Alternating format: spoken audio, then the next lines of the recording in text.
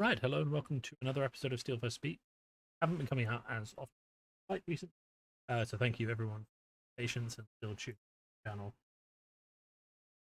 out a bit more regularly at the time. The truth is, it's just been August. The UK, it has been on average 28 to 30 degrees every week. It has been hot. I have been traveling a lot, doing family for the summer, um, working quite hard in between that. So really, making videos is just the schedule list for that reason and for other reasons we'll get into later in the video. So, topic, of course, Tuesday.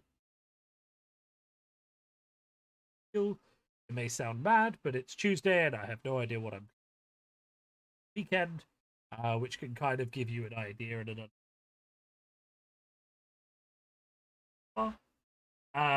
which is to say that for the same reason I haven't been videos, I have not been playing that much Flesh and Blood. In fact, I have probably played about 6 games in the past sort of. If you are doing your fantasy bingo, um, Pro Tour, do not put me on it. Go in one. Falling, I don't expect to do well. I'll probably bring in one deck for the falling, just to have a bit of spice, a bit of random stuff. And that's it really. I'm just aiming to have a good time and care so much about my position or my yellow has kind of got up well because properly for the moment either, which is kind of just the reality at them. So of course we will still be covering Pro Tour in terms of looking for things to do and trying to get good updates and at the actual event with the blog and videos, that kind of but my own takeaways going to be exactly what you very well. Try and go positive. Well, I try and have a few games. Aside from that, everything looks like it's shaping up all right for the Pro Tour. I mean, there's not been any major scandals or issues leading up to the Pro Tour. We definitely have, an interesting take on the meta with Dash winning the falling last week. Um, I think that Dash deck is particularly good. I don't. I think it just surprised people. Majority of people who actually tried um, that deck. Boost Dash really churned through its deck quite quickly, and I just it strikes me that a lot of people won't have played against aggro Dash and won't know what to do about it, and I think it's a lot easier to than a lot of people realize it is. So that's my takeaway on aggro Dash. I think the best deck in the format is probably Briar, followed closely by Viserai and Fi. Then, of course, because Viserai and Fi and Briar are decent, Icelander is coming up there as long as Guardian, um, Bravo, and because those guys are good, Prism is also better and still kicking. And that's kind of really all she wrote on that, right? I mean, the meta is kind of open. There are about 6 or 7 good decks. We've even seen some Lexi and Katsu getting up there on the battle hardened lot. But realistically, if you actually look at what the meta is, at the top of the meta you have 3 to 4 aggro decks, depending on the food. Under that you have the control decks trying and arguably failing to stop them. And then below that you have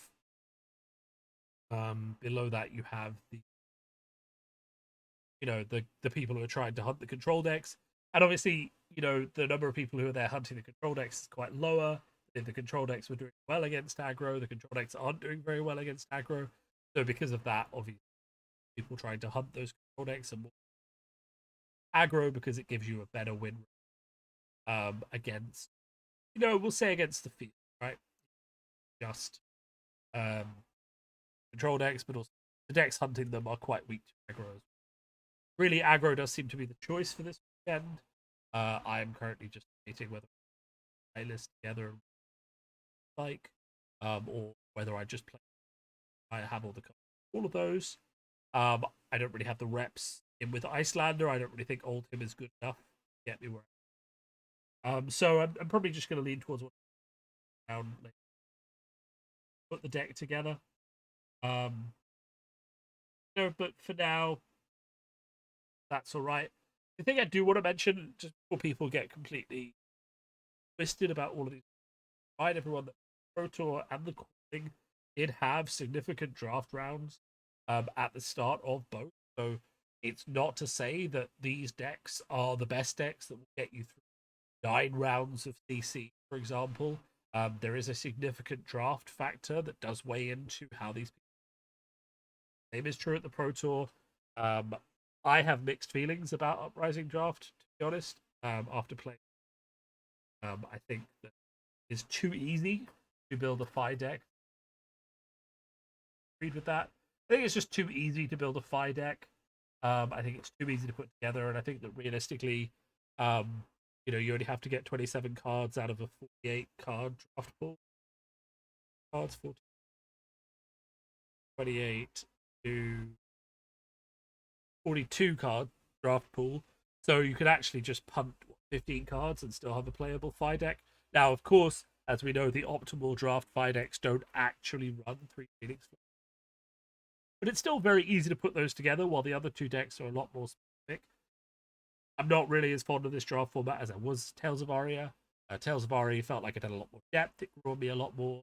I felt the more I drafted Tales, the more I was rewarded for trying different strategies. Like, if I could read that I was the only Lexi in the pool, or if I could read old hymns, I could get a really good deck that would do a lot of things.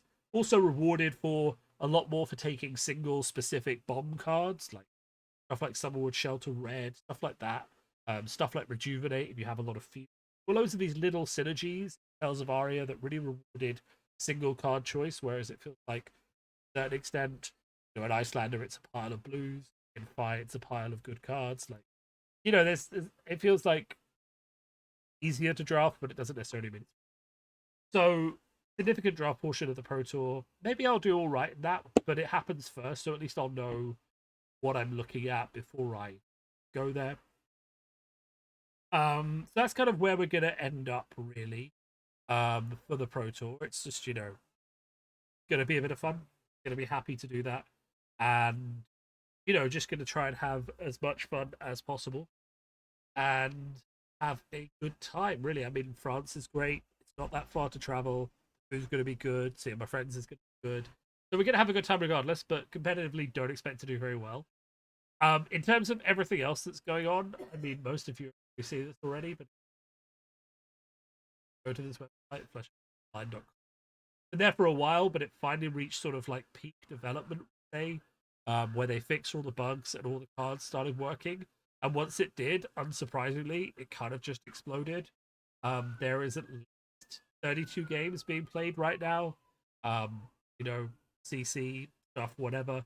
The days of sort of dominating the market are kind of done. And the thing is, you can spectate any game you like. So if you're like, oh, let's see what Icelander versus Bolton looks like, you can just jump in and have a watch, as long as it's not like private. The thing is, I say there's at least 32 games being played. The fact is, there are a lot of private games being played as well. These are just the public ones.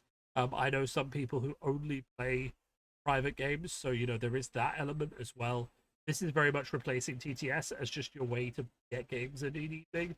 Because, and it sounds bad, but you don't have to talk to your opponent, so you can just rock up, play some games, and leave. And the average level is all right. It's not amazing, but obviously, if you want specific testing, you just hop into a link, and I can send a link. Send a link to my friend by saying, making a private game, creating a game, sending the game link, and then they can join and play against me without anyone else being able to see. And it's just really cool. It's really good. It's really effective. Yeah, it's just a really good tool. So if you haven't tried that out, you just post your FabDB deck link in here. You select what mode you're playing, Blitz, competitive, select public or private. Obviously, if you select private, you have to send the link to someone. If you select public, anyone gets to join over here. And just go in and have some games. Everyone seems to be fairly friendly. The only thing to note, I think it's noting, is that if you have your profile, so you should log in, you have a reputation score. Just worth noting, people can see that. Finish a game, you get 1. Quit a game without conceding, 10. People can upvote or downvote you based on your matches. Kind of handy.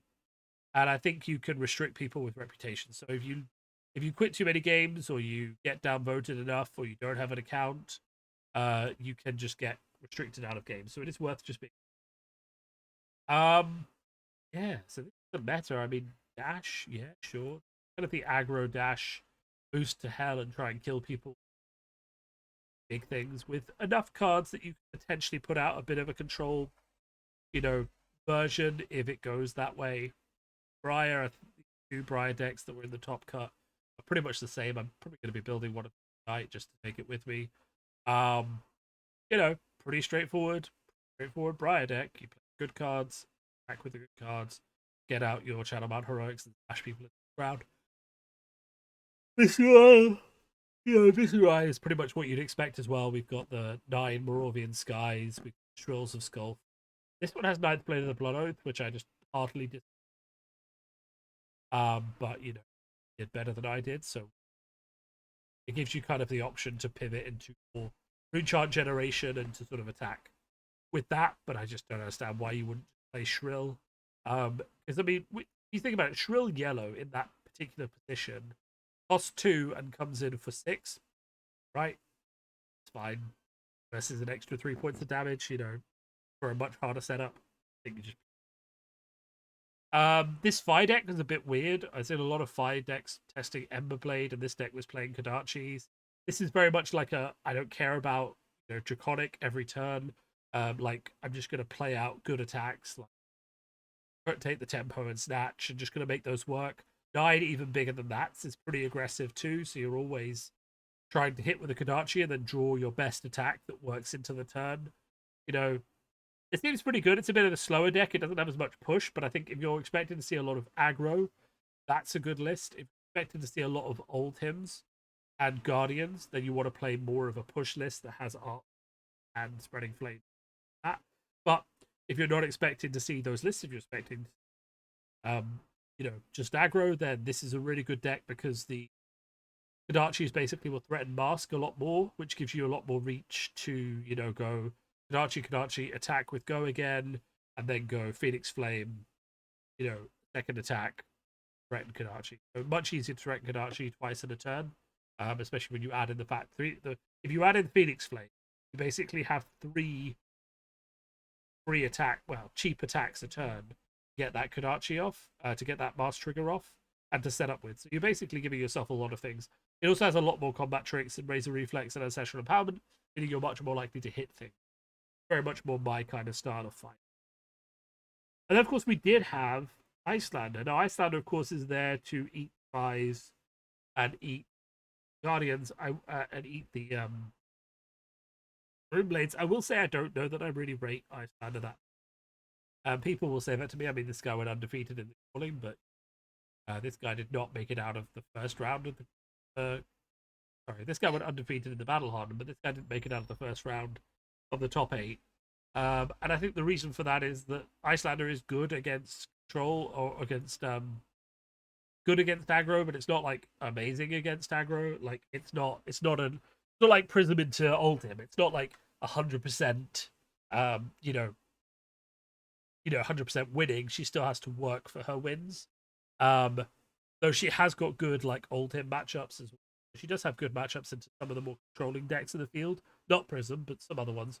Because she can just set up Frost Hexes and things like that. But, it's really not guaranteed that she'll do very well. Though I expect maybe someone might do well with her on the day. So, as I said, this is what you mean. The tiredness just keeps creeping up on me at the moment. So, yeah, that's kind of it, really. I mean, other news, kind of periphery this, there isn't really much. You should be getting a Dynasty spoiler on 30th. and I think other people have already been told they're getting a spoiler, which means I guess I'm not time. So I guess, like as I said the last time, including the streaming things, I guess I've kind of fallen out of favor with LSS, which doesn't really bother me that much, but it. So yeah, well, I mean, we'll see if they talk to me. We'll see how we get on. Anyway, what else is going on? I'm gonna keep this one fairly short, just get myself back into the area. I will say that um you can expect a bit more other content from me just over the next few weeks. I have my Genesis boxes arriving soon with the content creator promos that I find a way. I have my commander decks, which I'm almost about to finish building another commander deck, so I'm up to 4 now. I'm going to do profiles on those because I know a lot of people are commander, and I generally might just start streaming one night a week, either playing on Fab Online, which makes it really easy to get games, or maybe just playing some arena, drafting a little bit. Just trying to broaden out a little bit in terms gaming wise, just to make sure I'm still things. And that's really just to end this episode. For the people who listen again on the subject of enjoying things, the main reason I'm not that prepared, the long and short reason, is just that I'm not necessarily sure the game is all that fun. Uprising looked really good, like thematically and artistically, but and also the design of like Icelander and Dromai looked really, really. Then Fi comes along, and he's just this linear, stupidly simple aggro deck, very little depth, and to be honest, the way you're not really rewarded to explore his depth either. I know Phoenix Force okay, and Toma Firebrand is okay, and maybe someone will optimize that at some point, but really, is it going to be better than just attacking 5 or 6 times with an Art of War and lava bursting someone twice or something like that? Like, is it better than that? No. Can it be better than that? I don't know. It's just raw numbers are so powerful, and they let us have stubby hammers for a month because they didn't want people to feel like they were taking away toys just as they came in. But all that really meant was we had a month of people just doing 1-turn kills and first turn kills, and winning everything at the calling in Madrid. Madrid? No, Utrecht.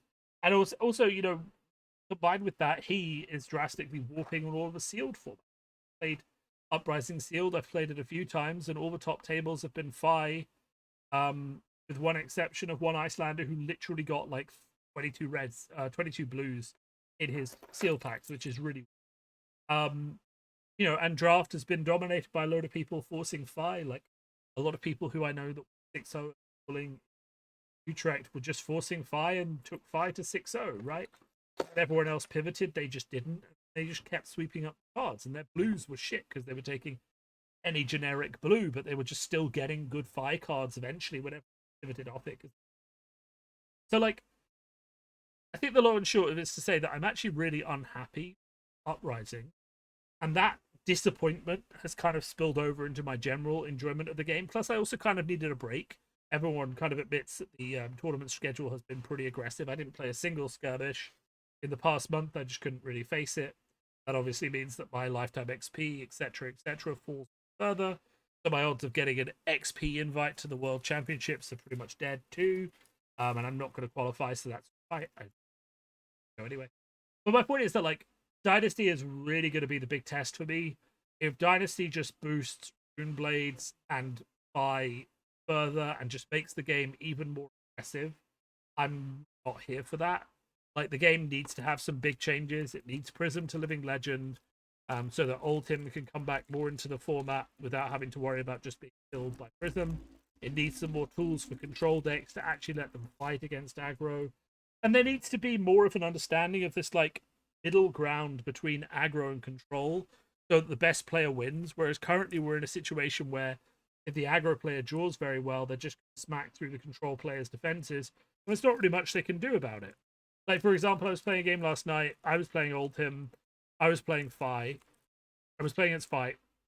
And through a Biting Gale, which is, a really supposedly great tool for controlling aggro decks because it makes them pitch or discard a card. So through a Biting Gale and an Ice React, I still took 14 damage, which means being -2 pitch and minus a card from hand still meant he could smack me for 14 damage, right?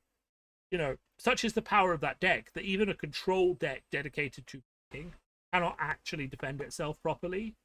And the aggro tools that you have, if you take and exchange damage to try and come back in a bit more, just literally aren't equivalent. So it doesn't really matter your angle, your class is just pretty much out of the game. So when I say that Fi sort of upset me, I just mean I was really excited for another ninja. I mean, I had a spoiler card for a ninja. I was hoping they would lean more into the combo-y side of ninja, where it was like, well, if you stack your deck properly and you defend properly, then you get to play these 3 attacks in a row.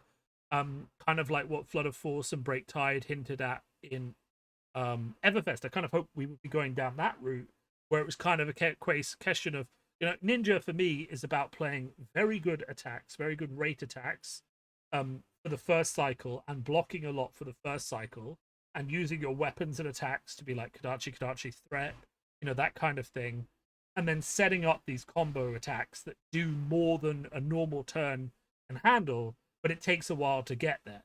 And if that's where Fi was, you know, Fi was more reliant on, well, you have to set up multiple Phoenix Flames to win. You absolutely cannot win the game with Fi, you know, without blocking and, you know, setting up triple in flames into Phoenix Flame, into Tome of Firebrand. You know, if you had to do all of that stuff to win, I would be fine with it. But in order to do that, all of his stuff would need to cost 1 extra, do 1 more damage and cost 1 more. So it's a 1 for 4 or 2 for 5, and essentially be in a sit and also block for 3, right? They would all have to block for 3, so you could actually defend yourself while you're setting up a combo. It's not what they is. It's not what it is, right? It is just aggressive. So that's kind of where I am at Fab at the moment. That's why you're hearing about me talking about diversifying content just a little bit, but also just, you know, making sure I'm trying to enjoy the game. You know, we've brought casual nights in my week armory, playing a Chaff Goblin tomorrow. Obviously it'll be a bit tricky. I do have to Pro Tour, so I might be taking a CP deck and just try to get some games in. Chaff Goblin, but I might also organize some Chaff Goblin myself and just try and have a bit of fun. And then obviously on Thursday I'm going to go out to the Pro Tour, try and get some last minute practice in, try and have a good time. As always, thanks for listening. I've been Steelfur. If you are interested in commenting, chatting to me about them, I do server. It's fairly quiet at the moment. I've been fairly quiet. You're welcome to join and give me feedback on this episode or things you'd like to hear. The other thing really to note is that for some reason, in all of my foolishness, I have agreed to recast the Singaporean National Championships, which is on the 23rd of September. Going to be doing it at 5 in the morning, Saturday and Sunday. It's going to be pretty intense. It's going to be fun. I'll be doing it with a local caster, so you'll have me and an should be pretty enjoyable. So stay tuned for that. That's it, really. Have a good one.